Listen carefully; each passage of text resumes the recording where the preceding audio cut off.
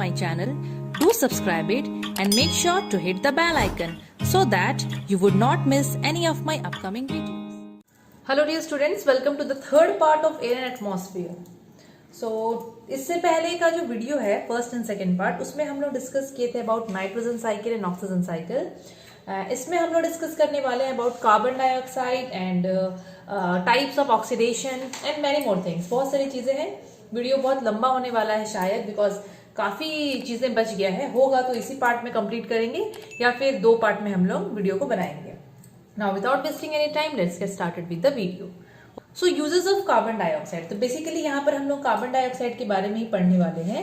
तो बच्चों आप सबको पता है कार्बन डाइऑक्साइड गैस कितना इंपॉर्टेंट है. ठीक है, कार्बन डाइऑक्साइड गैस बहुत इंपॉर्टेंट है. हमारी लाइफ में भी ये बहुत इंपॉर्टेंट रोल प्ले करता है. बट यस, हम लोग इस पर डायरेक्टली डिपेंड तो नहीं करते हैं, है ना.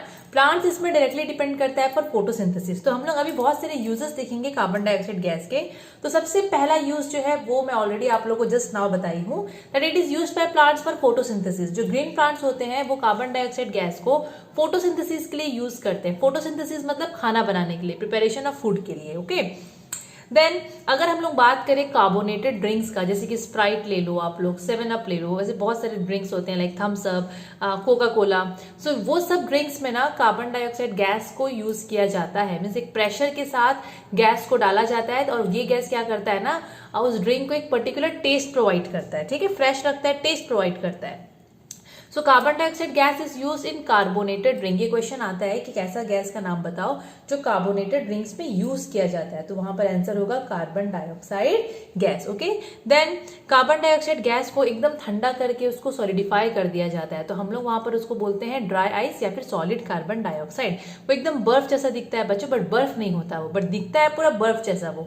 सो जो ड्राई आइस होता है या सॉलिड कार्बन डाइऑक्साइड होता है, कैसे बनाते हैं हम लोग उसको, सॉलिड कार्बन डाइऑक्साइड को कार्बन डाइऑक्साइड जो गैस होता है उसको एकदम ठंडा कर देंगे. अब तुम कोई भी चीज को ठंडा करोगे, लाइक वाटर को ठंडा करते हैं तो वो आइस में कन्वर्ट होता है ना, वैसे ही कार्बन डाइऑक्साइड गैस को ठंडा करने से वो भी आइस में कन्वर्ट हो जाता है. Ice in the sense solid form में कन्वर्ट हो जाता है. तो जो सॉलिड कार्बन डाइऑक्साइड है वो इसका टेम्परेचर एकदम बहुत कम होता है, एकदम लेस होता है, लो होता है. सो उसको हम लोग यूज कर सकते हैं एज अ रेफ्रिजरेंट. ओके, और इससे हम लोग क्या कर सकते हैं, फूड आइटम्स जैसे कि वेजिटेबल्स हो गया, फ्रूट्स हो गया, आइसक्रीम्स हो गया, उसको प्रिजर्व करने के लिए या उसको स्टोर करने के लिए हम लोग उसको एज अ रेफ्रिजरेंट भी यूज कर सकते हैं. देन ये जो कार्बन डाइऑक्साइड गैस है इसको हम लोग फर्टिलाइजर बनाने के लिए भी यूज कर सकते हैं. Like there is one fertiliser, its name is urea. Urea एक टाइप का फर्टिलाइजर होता है बच्चों. ये जो फॉर्मूला आप लोगों को दिख रहा है ना, ये यूरिया का फॉर्मूला है. वन टाइप ऑफ फर्टिलाइजर है ये, NH2CONH2. तो ये जो फर्टिलाइजर है यूरिया, इसको बनाने के लिए हम लोगों को चाहिए कार्बन डाइऑक्साइड गैस. बिना कार्बन डाइऑक्साइड गैस के हम लोग इस फर्टिलाइजर को नहीं प्रिपेयर कर सकते हैं. तो कार्बन डाइऑक्साइड गैस के साथ साथ अमोनिया गैस भी यूज किया जाता है एंड देन उनको कंबाइन करके यूरिया मीन्स ये फर्टिलाइजर को प्रिपेयर किया जा सकता है. देन हम लोग घर में baking soda and washing soda दोनों यूज करते हैं. सो बेकिंग सोडा का फॉर्मूला होता है NaHCO3, वॉशिंग सोडा का फॉर्मूला होता है Na2CO3. कहीं कहीं पर .10H2O, कहीं कहीं पर बच्चों ऐसे लिखा रहता है. अगर आप लोगों के बुक में लिखा है तो फिर आप लोग कंफ्यूज हो जाओगे, इसलिए मैं यहाँ लिख दे रही हूँ. कहीं कहीं पर वॉशिंग सोडा का फॉर्मूला ये रहता है और कहीं कहीं पर ये दिया गया है. ठीक है, सो कंफ्यूज मत होना. अगर आप लोगों की बुक में ऐसा दिया हो गया, ऐसा लाइक वैसा दिया होगा. अगर आप लोगों की बुक में ऐसा दिया होगा तो आप लोग ये चीज को पढ़ना, अगर नॉर्मली ऐसा दिया है तो आप लोग इसको देखना, है ना. सो कार्बन डाइऑक्साइड गैस को यूज करके we can prepare baking soda. Baking soda को तो कितने सारी चीजों में डाला जाता है, जिसका फॉर्मूला है NaHCO3, सोडियम बाइकार्बोनेट बोलते हैं, एंड वॉशिंग सोडा जिसको हम सोडियम कार्बोनेट बोलते हैं. दोनों में थोड़ा सा ही डिफरेंस है. तो ये दोनों को कार्बन डाइऑक्साइड को यूज करके ही बनाया जाता है. देन और भी बहुत सारे यूज है कार्बन डाइऑक्साइड का, लाइक बेकिंग पाउडर. देखो बच्चों, बेकिंग पाउडर आप लोग सुने हो, जैसे बेकिंग सोडा होता है वैसे बेकिंग पाउडर होता है, लेकिन डिफरेंस होता है दोनों में. बेकिंग पाउडर हम लोग बनाते हैं with the help of baking soda, जिसमें थोड़ा टार्टरिक एसिड भी यूज किया जाता है. अब टार्टरिक एसिड बच्चों ये वैसा एसिड नहीं है, ये पाउडर फॉर्म में आता है, व्हाइट कलर का पाउडर जैसा रहता है. ठीक है, एसिड के बारे में पढ़ोगे आप लोग. अब आप लोग हमेशा एसिड को एकदम लिक्विड फॉर्म में मत कंसिडर करना. ठीक है, व्हाइट कलर का पाउडर के फॉर्म में भी आते हैं कुछ कुछ एसिड्स.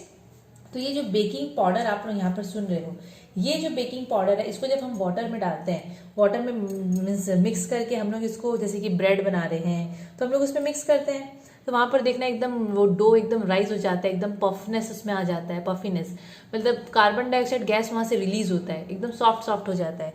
मतलब बोलने का मतलब ये है कि कार्बन डाइऑक्साइड गैस जिसमें प्रेजेंट है, ठीक है, वो क्या करता है, वो सबको एकदम सॉफ्ट सॉफ्ट बनाता है, फ्लफी बनाता है, जो कि अच्छा रहता है खाने में, लेकिन अच्छा लगता है हम लोगों को। थोड़ा सा है ये वाला, ज़्यादा नहीं है। Then it is use in photosynthesis by green plants, ये ऑलरेडी हो चुका है।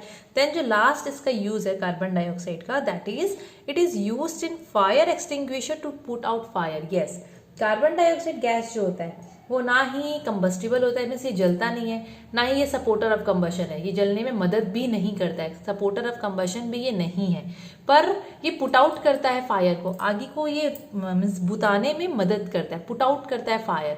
सो we can use it as a fire extinguisher, fire को एक्सटिंग्विश करने में हम लोग इसको यूज कर सकते हैं, इसलिए यहाँ पर लिखा गया है कि it is use as a fire extinguisher, ठीक है, या फिर it is use in fire extinguisher to put out fire. Now renewal of CO2 in nature. अभी हमारे एनवायरनमेंट में ये जो कार्बन डाइऑक्साइड गैस है ये कैसे रिन्यू हो रहा है, मतलब अब आप लोग सोचो कि जैसे कि हम लोग जितने भी लिविंग ऑर्गेनिजम्स हैं हम सब कार्बन डाइऑक्साइड को रिलीज कर रहे हैं, ठीक है, देन प्लांट्स भी इसको ले रहा है, तो इसका एक बैलेंस बन के है एनवायरनमेंट में, इसका एक बैलेंस बन के है, तो हम लोग वही चीज को अभी देखेंगे। अब सबसे पहले बच्चे लोग, आप ये जो यहाँ पर साइकिल आप लोगों को दिख रहा है कार्बन साइकिल, आप लोग इसको यहाँ पर देखो यहाँ पर जैसे कि carbon dioxide in the air, अब हवा में इसको कौन रिलीज कर रहा है, प्लांट्स है, ठीक है, प्लांट्स भी तो रेस्पिरेशन करता है, तो प्लांट्स जब सांस छोड़ता है तो वो भी कार्बन डाइऑक्साइड निकालता है। एनिमल्स, हम सब एनिमल्स में हम सब आएंगे, ठीक है, तो हम भी रेस्पिरेशन करते हैं तो हम भी कार्बन डाइऑक्साइड को निकालते हैं। हम जब फॉसिल फ्यूल्स जलाते हैं, आप लोग अगर कोल जला रहे हो, आप लोग पेट्रोल जला रहे हो, कुछ भी फॉसिल फ्यूल जला रहे हो, तो जलाने से भी कोई भी चीज़ को अगर हम जलाते हैं, बर्न करते हैं, याद रखिएगा बर्न करते हैं, कंबशन का मतलब होता है बर्निंग, कोई भी चीज़ को अगर आप लोग बर्न करोगे तो कार्बन डाइऑक्साइड जो है वह एनवायरनमेंट में रिलीज होगा, ओके, एनवायरनमेंट में रिलीज होगा, तो ये चीज़ को आप लोगों को याद रखना है। वही चीज़ को मैं यहाँ मेंशन की हूँ, सेम चीज़ों को आप लोग ये लाइन एक बार देखिए कि carbon dioxide is added to the atmosphere by, क्या क्या चीज़ों से कार्बन डाइऑक्साइड एनवायरनमेंट में ऐड होता है, रेस्पिरेशन से, बर्निंग ऑफ फ्यूल से, and decomposition of organic matter, ये भी इंपॉर्टेंट है। डिकम्पोजिशन ऑफ ऑर्गेनिक मैटर का मतलब होता है अगर पेड़ है, एनिमल्स है, ऑर्गेनिक का मतलब related with plants and animals, अगर वो लोग मर के सड़ रहे हैं तो वो लोगों की बॉडी से भी कार्बन डाइऑक्साइड गैस रिलीज होता है, ठीक है। तो यहाँ पर डायग्राम में आप लोगों को तीन चीज समझ में आया। देन प्लांट्स जो है वो लोग सड़ के फॉसिल फ्यूल बनते हैं, एनिमल्स लोग भी सड़ के फॉसिल फ्यूल्स बनते हैं, फॉसिल फ्यूल्स जलाने से कार्बन डाइऑक्साइड गैस निकलता है। प्लांट्स क्या करता है, कार्बन डाइऑक्साइड को यूज करता है फोटोसिंथेसिस के लिए, तो ये साइकिल ऐसे चलता रहता है। प्लांट्स कार्बन डाइऑक्साइड को यूज करके खाना बनाता है, फिर वही प्लांट को खाता है एनिमल, एनिमल डिके होता है, फॉसिल फ्यूल बनता है, फॉसिल फ्यूल से मतलब जलने से कार्बन डाइऑक्साइड गैस रिलीज होता है। तो ऐसे करके ना कार्बन का जो अमाउंट है ना एनवायरनमेंट में वैसे रिन्यू होता रहता है, एक तो कांस्टेंट मतलब बना रहता है एनवायरनमेंट में, मतलब ना वो हटता रहता है ना वो ऐड होता रहता है, मतलब एक्स्ट्रा लेवल में ना वो हटता है ना वो ऐड होता है, बोलने का मतलब ये, ठीक है। तो ये जो सर्कुलेशन होता है ना कार्बन डाइऑक्साइड का हमारे नेचर में, एनवायरनमेंट में, इसी को बोलते हैं कार्बन डाइऑक्साइड साइकिल या फिर कार्बन साइकिल। एकदम सिंपल सा है बच्चों, ज्यादा इसमें दिमाग लगाना नहीं है, एकदम सिंपल सा है। ओके, नेक्स्ट है carbon dioxide and green house effect. चलो ग्रीन हाउस इफेक्ट के बारे में बता दूं मैं। देखो बच्चों, हमारे एनवायरनमेंट में ना ऐसे बहुत सारे गैसेस हैं जिसको हम बोलते हैं ग्रीन हाउस गैसेस। जैसे कि आप लोग यहाँ पर देखो, आप लोगों को दिख रहा है CO2 मतलब कार्बन डाइऑक्साइड, मीथेन इसका फॉर्मूला होता है CH4, ठीक है, एंड वाटर वेपर। यहाँ पर सिर्फ 3 नाम है लेकिन ऐसे बहुत सारे नाम होते हैं, तो आप लोग फिलहाल ये 2 नाम को याद रखो, एक हो गया CO2 और एक हो गया water vapour, CO2 and water vapour. अच्छा, अब ये जो गैसेस है ना इनके पास ना एक टेंडेंसी होता है, एक पावर होता है, ये क्या करते हैं एनवायरनमेंट में जो हीट जो होता है, मतलब जैसे कि मैं डायग्राम के थ्रू आप लोगों को बताती हूँ, जस्ट वेट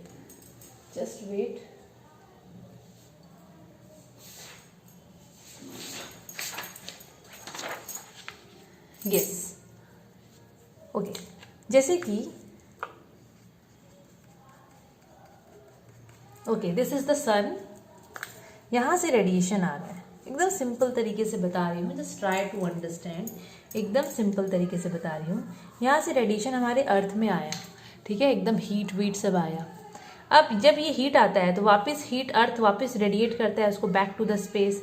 वापस से हमारा जो अर्थ होता है ना बच्चों, वो दोबारा से क्या करता है ना, ये हीट को वापस से छोड़ता है। मैं एकदम सिंपल तरीके से समझाने का कोशिश कर रही हूँ, ठीक है। अब क्या है ना, हमारे एनवायरनमेंट में, चलो सूरज को थोड़ा ऊपर कर देते हैं, थोड़ा और ऊपर चले जाओ, ठीक है ना, इसको यहाँ से हटा देते हैं। ओके अब हमारे एनवायरनमेंट में यहाँ पर कुछ कुछ गैस होते हैं, जैसे कि कार्बन डाइऑक्साइड गैस है, वाटर वेपर है जिसको H2O बोल सकते हैं। इनके पास एक टेंडेंसी होता है, एक पावर होता है कि ये लोग जो हीट होता है ना, हमारे जो सन का जो हीट होता है उसको ये लोग ट्रैप कर लेते हैं, मीन्स पकड़ के रखते हैं और जाने देते नहीं हैं।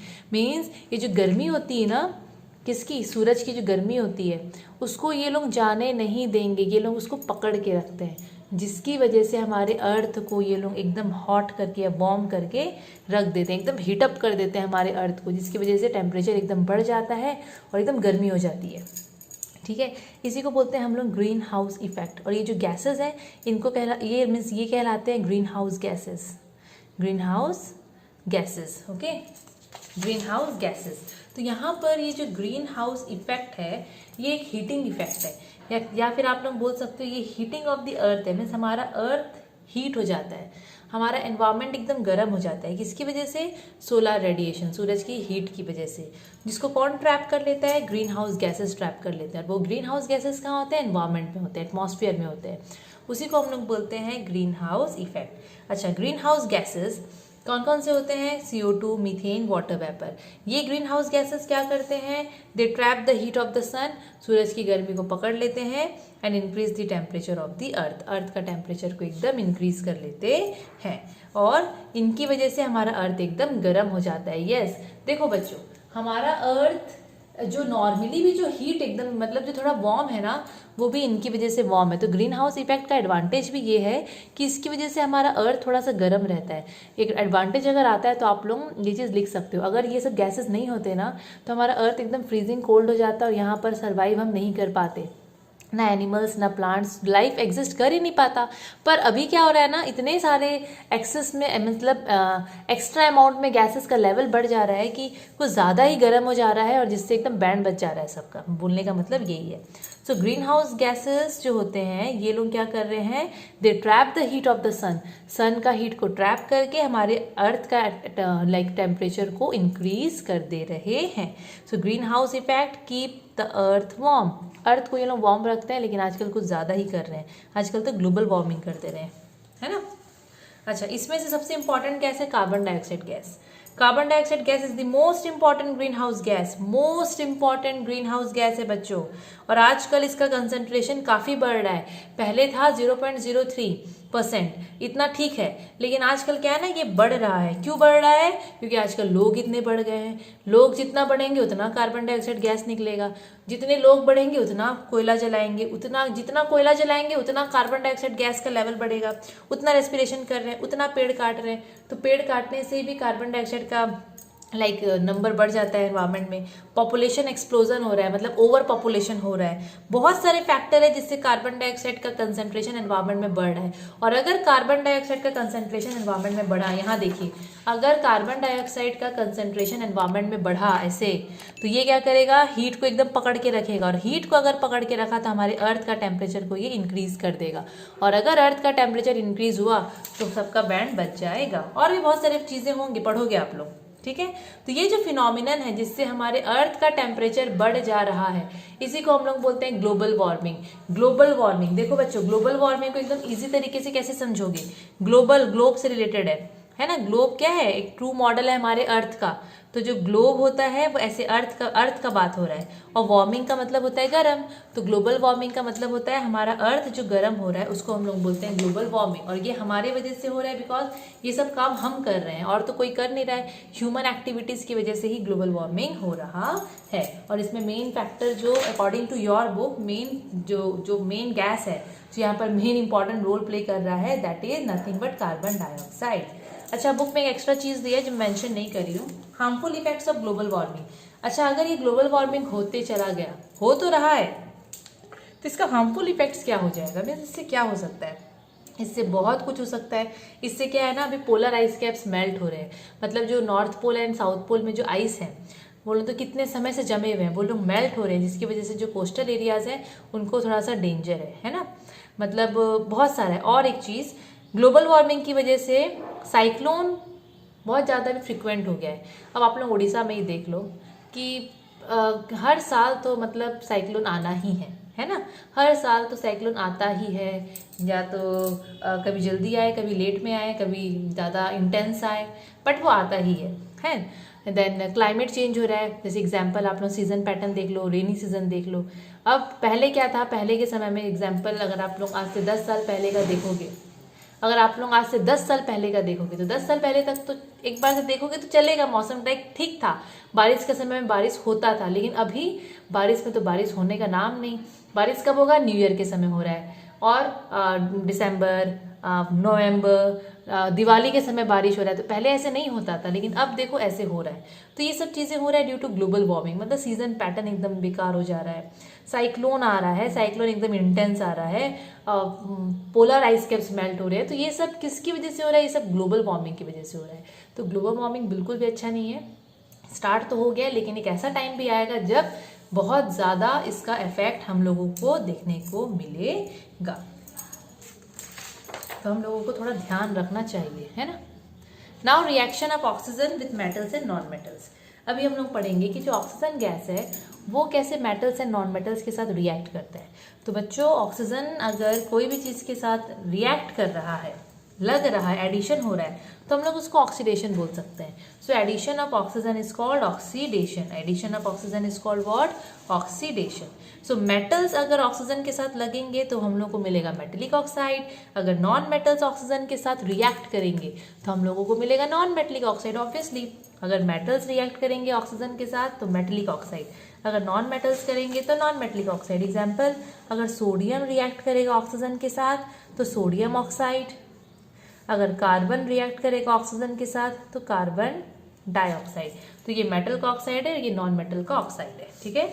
अच्छा, अभी अलग अलग सब्सटेंस लोग ना ऑक्सीजन के साथ अलग अलग स्पीड में रिएक्ट करते हैं। यस, कोई सब्सटेंस होता है जो बहुत जल्दी रिएक्ट करता है, कोई होता है जो बहुत टाइम लगाता है, कोई होता है जो ठीक ठीक तरीके से रिएक्ट कर लेता है। तो based on this oxidation can be classified into following categories. देखते हैं क्या क्या कैटेगरी है। बेसिकली 3 कैटेगरी होता है बच्चों। सबसे पहला है स्पॉन्टेनियस ऑक्सीडेशन। सबसे पहला है स्पॉन्टेनियस ऑक्सीडेशन, सबसे पहला को देखते हैं हम लोग।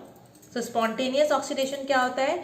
It is a type of oxidation reaction in which a substance burns on its own. मतलब एक सब्सटेंस आप पे ही बर्न होगा without being ignited by a spark. मतलब हम लोग को उसको और आग बाहर से देना नहीं है, वो अपने आप से, मतलब ऊपर से हम लोगों को फ्लेम देना नहीं है, वो अपने आप से ही जलने लगेगा, ठीक है। तो अगर इस टाइप से कोई रिएक्शन हो रहा है तो हम लोग उसको बोलते हैं स्पॉन्टेनियस रिएक्शन।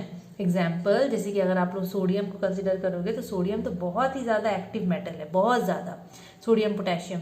तो ये लोग अगर ऑक्सीजन में आप लोग इसको एक्सपोज करोगे, अगर आप लोग बाहर भी यहीं पर भी अगर रख दोगे ना, यहाँ बाहर में, वो लोग ऑक्सीजन के साथ रिएक्ट करके वो लोग अपना ऑक्साइड वो लोग आप पे ही बना देंगे। और पानी में अगर डालोगे, जैसे कि सोडियम को वाटर में डाल रहे हो, बाहर से आप लोगों को कुछ करना ही नहीं है, लाइक वो अपने आप आगे पकड़ के वो रिएक्ट करने लग जाएगा, ऐसा है। यस, ठीक है। देन फॉस्फोरस का भी एक एग्जाम्पल यहाँ पर दिया गया है बच्चों, जैसे कि यहाँ पर देखो आप लोग,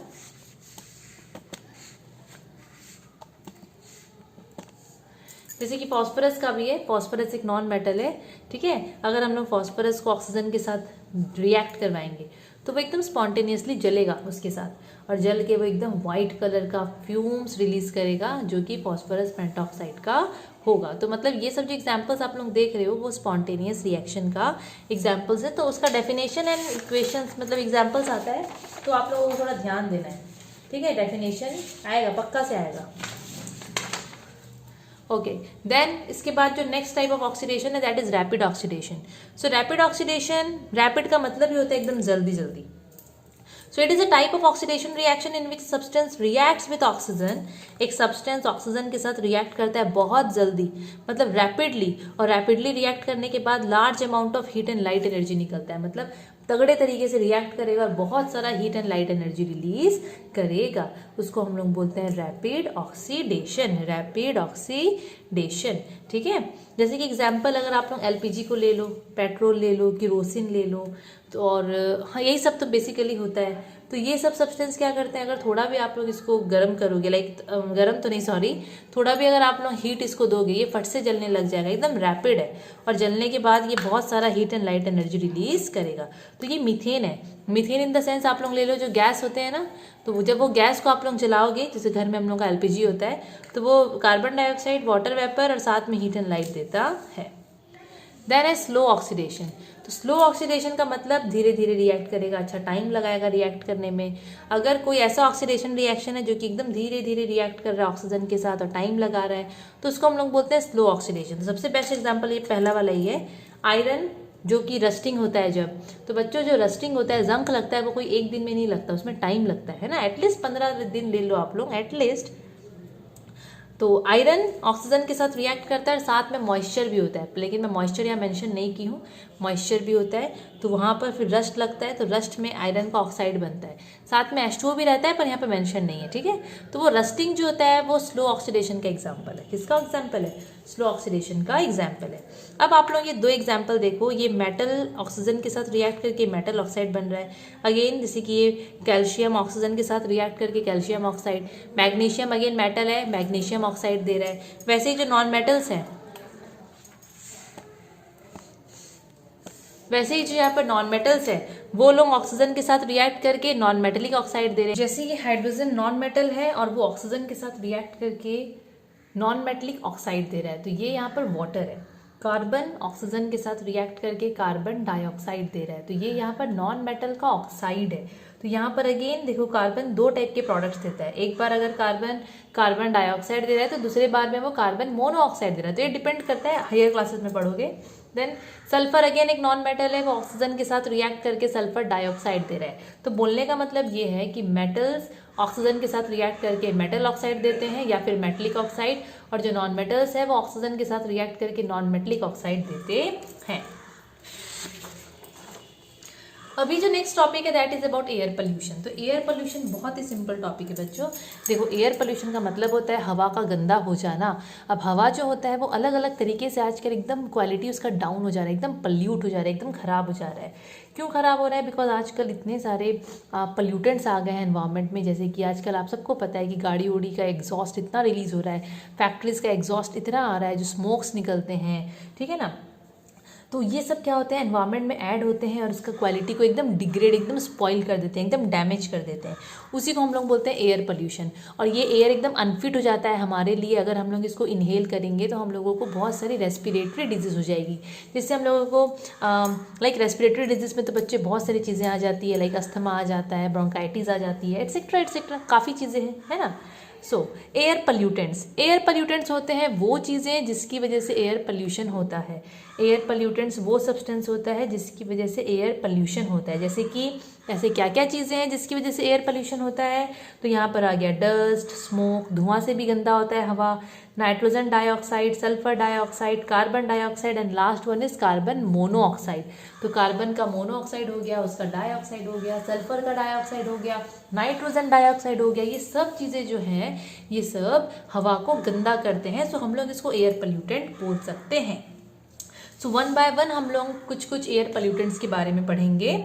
सो एंड उनका हार्मफुल इफेक्ट्स भी है बच्चों, very important. So there are certain like air pollutants and their harmful effects are also there. So first one is fine particulates. Fine particulates में आ जाएंगे एकदम छोटे छोटे पार्टिकल्स होते हैं, ये लोग हवा में ही प्रेजेंट होते हैं, हवा में सस्पेंडेड होते हैं, जैसे कि धुआं हो गया, सूट हो गया। सूट पता है क्या होता है बच्चों? जैसे कि अगर हम लोग कभी दिया चाहते हैं, मीन्स दिया चाहते हैं इन द सेंस, अब अगर आप लोग कभी दिया जलाओगे तो देखना उसमें से वो जो काला काला धुआं निकलता है ना, जिससे काजल बनता है, वो कालेपन को हम लोग सूट बोलते हैं। जैसे कि आप लोग कभी कोई कचरा जला रहे हो, ठीक है, तो देखना वो जो ब्लैक ब्लैक वहाँ से कभी धुआं निकलता है ना, उसको हम लोग सूट बोलते हैं मेनली।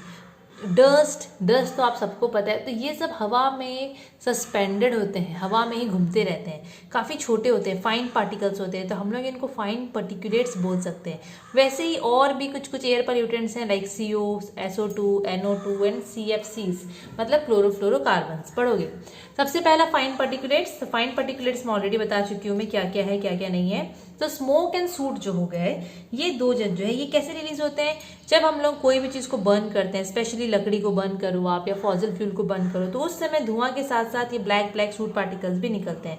एंड ये दोनों चीज़ बिल्कुल भी अच्छा नहीं है हमारे बॉडी के लिए, क्योंकि इनसे हम लोगों को बीमारी हो सकती है। कौन सी बीमारी हो सकती है इससे हम लोगों को हो सकता है अस्थमा, ब्रोंकाइटिस, तो मेनली रेस्पिरेटरी डिजीज हो सकता है। क्या हो सकता है? Respiratory disease. और रेस्पिरेटरी डिजीज होने से तो सांस लेने में बड़ी तकलीफ होगी, है ना।